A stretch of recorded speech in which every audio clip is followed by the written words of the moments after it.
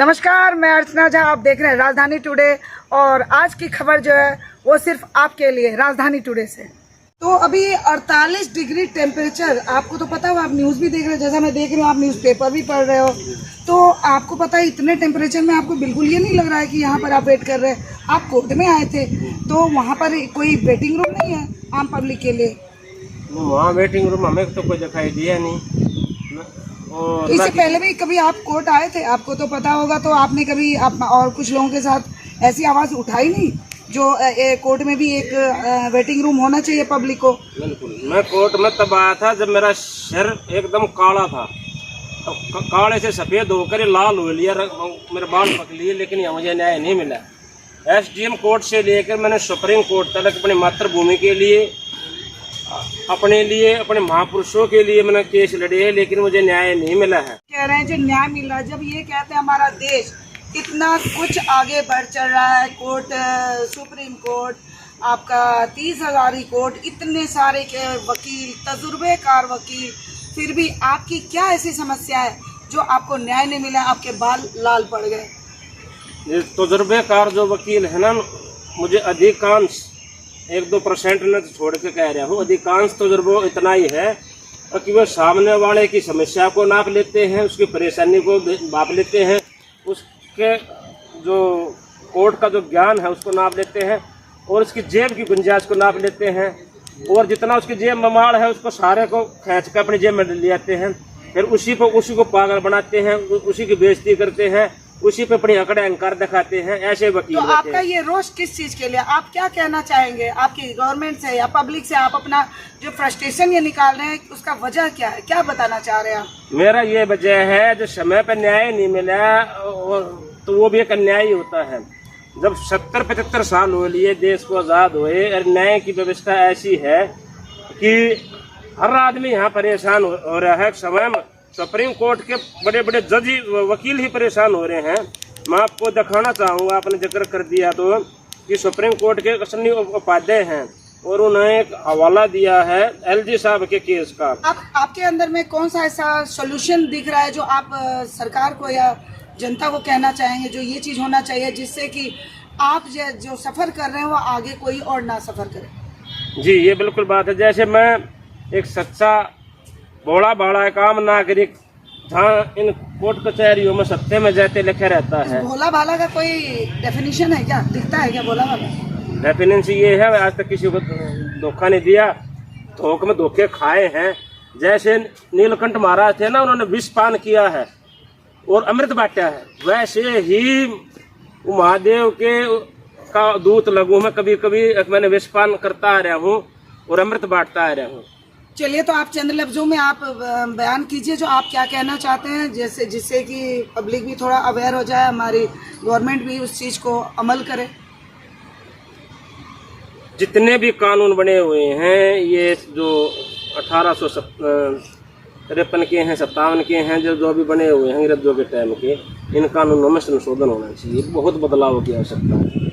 और एक आम नागरिक जो पीड़ित है, परेशान है, न्याय के लिए इसमें आता है, कोर्ट की शरण में जाता है और उसे न्याय नहीं मिलता। मैंने यहाँ केस डाला, आम आदमी पार्टी का एक नेता था आशुतोष, उसने महात्मा गांधी के चरित्र पर उंगली उठाई थी, तो मैंने उसमें केस डाला था। क्या तो भाई सिद्ध करे अभी महात्मा गांधी जी का ऐसा चरित्र था, या फिर आके गलती माने। 7-8 साल से मैंने केस डाल रखे हैं, मैंने मोटी फीस दे रखी है। कानून में सुधार चाहते हैं? हाँ, बिल्कुल चाहता हूँ, क्योंकि कहानी तो कम नहीं होने वाले, आपके जैसे और भी कई लोग हैं जिनकी समस्या है। आप कानून में सुधार चाहते हैं? 100 के 100 कानून में सुधार चाहता हूँ। मैंने यूआईपीडी के लिए सुप्रीम कोर्ट में केस डाला, भाई डॉक्टर बनो तो ये पढ़ाई बनो करो, मास्टर बनो तो ये पढ़ाई करो, इंजीनियर बनो तो ये बनो, मनुष्य बनो तो वो कौन सी पढ़ाई करो? मनुष्य बनाने की पढ़ाई है, उसके लिए मैंने 6ठी क्लास में सुप्रीम कोर्ट में डाल ली, वो फेल होगी। तो आम आदमी जाए तो जाए करेगा। बातों को मैं कट कर रही हूँ। अभी आपने बोला मनुष्य बनाने की पढ़ाई, क्या आप इस पर कुछ शुरू किए हैं, कुछ ऐसा जिसे मनुष्य बनाने की पढ़ाई जो कह रहे हैं? कहने का मतलब एक संस्कार, एक हमारे देश की सभ्यता, संस्कृति, कल्चर को आप कह रहे हैं, तो वो आप उसके लिए क्या कर रहे हैं? सभी लोग लगाते हैं ना? सभी ना लगा रहे हैं, सभी लगा तो धरती स्वर्ग ना हो जाए। नाटक नोटंकी ज्यादा है, यहाँ झूठ के एनजीओ ज्यादा खुले हुए हैं, झूठ के सेवा संस्था ज्यादा खुली हुई है, जेट का सिस्टम ज्यादा खुला हुआ, झूठ के पैर, झूठ इतनी गति से आगे बढ़ रही है अगर से ज्यादा, और सत्य में जाते लिखा हुआ जाता है, हकीकत ये है सत्य में जाते जगह जगह यहाँ खून होता है, वो सत्य में जाते का यहाँ पर। हमारा कहना है कि जो गलत हो रहा है उसको बार बार दोहराने से बेटर है कि हम सही क्या कर सकते हैं, इस चीज को कितने लोगों ने अमल किया, क्या आप उस चीज को अमल कर रहे हैं, हम पब्लिक को कितना कहेंगे तू गलत, हम क्या कर रहे हैं, हमें इस चीज पर फोकस करना चाहिए। उस पर आप क्या कहना चाहिए? देखो, जिस देश की जनता, जिस देश की सरकार है, जिस देश का सिस्टम, जिस देश का समाज सारा अतिवाद, भ्रमितवाद, पूंजीवाद, भौतिकवाद का शिकार हो जाए तो उससे क्या अपेक्षा की जा सकती है। ये समाज भी ऐसा हो लिया, जब तक कोई उच्च संवैधानिक पद पर बैठ के सुधार की बात नहीं करूंगा, जब तक ना तो सरकार के कानून में जरूर देंगी, ना सरकार के कानून में जरूर देंगे, ना तो समाज के। इसलिए संवैधानिक पद से ये देश को सुधारने के लिए पद पावर प्रतिष्ठा चाहिए।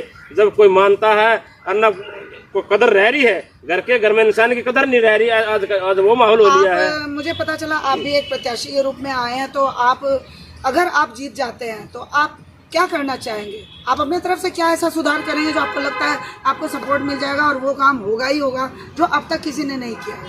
देखो जी, एज ए सांसद का जो एक सेवा का, सम्मान का, सुविधा का जो कार्य होता है वो तो होगा, कई गुना होगा। मैं वचन देता हूँ अपने चांदनी चौक लोकसभा के अपने दिल्ली देशवासियों को, लोकसभा में एक भी गद्दार को नहीं बोलने दूंगा। तो वो कितना बड़ा मंजा हुआ राजनीतिक हो, कितना बड़ा राजनीतिक परिवार हो, या कितने उच्च पद का हो, या इस देश की एकता, अखंडता और इस महान सभ्यता संस्कृति के विरुद्ध बोलेगा, मैं उसी को टोक दूंगा। अध्यक्ष जी, ये आदमी देश की अखंडता और एकता के विरुद्ध बोल रहा है, हमारी धर्म संस्कृति के विरुद्ध बोल रहा है, इसका समय कट कराया जाए और इसकी रद्दता बाहर कर जाए, बाहर फेंको इसको। मैं बोल देगा ऐसा को बोलनी है नहीं हमारे जो एक अकेले आपके इस मिशन में लोग कर देंगे। मोदी उन्होंने सेक्रीफाइस किया है, उनके काम इतने अच्छे हैं, उसके बावजूद भी लोगों के इतने सारे क्रिटिसाइज हो रहे हैं, ये नहीं होना, वो होना, इतनी अराजकताएं फैल रही। एक आप विदाउट पावर, अभी आप जस्ट प्रत्याशी के रूप में आए, एक अपने अंदर के स्वाभिमान, अपने जोश, अपने उत्तेजना से, तो आपको लगता है कि विदाउट पावर, विदाउट सपोर्ट आप इस चीज को चेंज कर सकते हैं? नहीं, अगर होती तो लेती, क्योंकि जो हमारे ऊपर नीतियाँ, कुनीतियाँ, अनीतियाँ खेली गई है कि आदमी आदमी पर भरोसा नहीं करे, आदमी आदमी की बातों को नहीं सुने, एक दूसरे पर असहयोग, अविश्वास जतावेगा और तो एकजुटता नहीं आएगी। उन्होंने जो अपने साजिश षड्यंत्र रचे हैं ना, हम आम मानस पे, आम जनता पे, तो उनके साजिश षड्यंत्र कामयाब हो रहे हैं। किसका किस पे विश्वास रह रहा है? विश्वास नाम हर किसी पे विश्वास उठ चुका है। विश्वास जमाने के लिए अब एक क्रांति जरूरी है।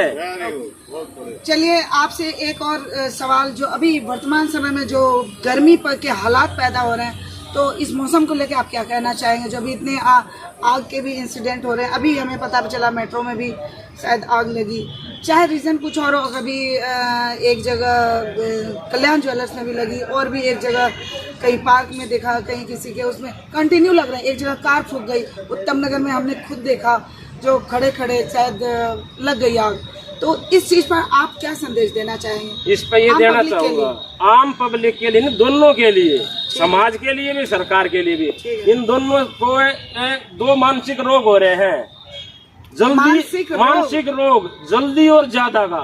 समाज को भी जल्दी और ज्यादा चाहिए और सरकार को भी जल्दी और ज्यादा चाहिए। एक तो ये पॉइंट है। एक होगा यूज एंड थ्रो, प्लास्टिक की बोतल है, कुछ हम पी हुए हैं, फेंकते हैं, जिसको गलने के लिए 3 साल लग जाते हैं, और सिद्धांतों की धज्जियां उड़ा रहे हैं। सरकार को अपना टैक्स चाहिए, समाज को अपना स्वाद चाहिए, तो प्रकृति परमात्मा के नियम खिलवाड़ करोगे तो भुगतो, कौन भुगतेगा?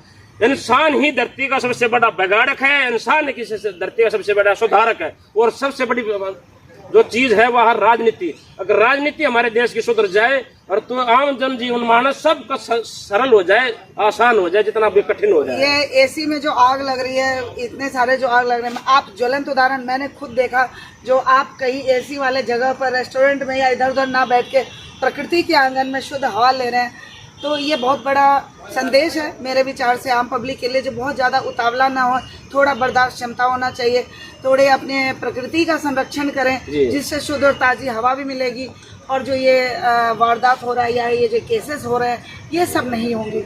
तो आपका बहुत बहुत शुक्रिया, आपने इतनी अच्छी बातें कही हैं और आपको बहुत बड़ी शुभकामनाएं जो आप इसमें जीते हैं, आप जो प्रत्याशी के रूप में खड़े हुए हैं और आगे देश को सुधारने में आप अपना महत्वपूर्ण योगदान दें। बहुत बहुत धन्यवाद।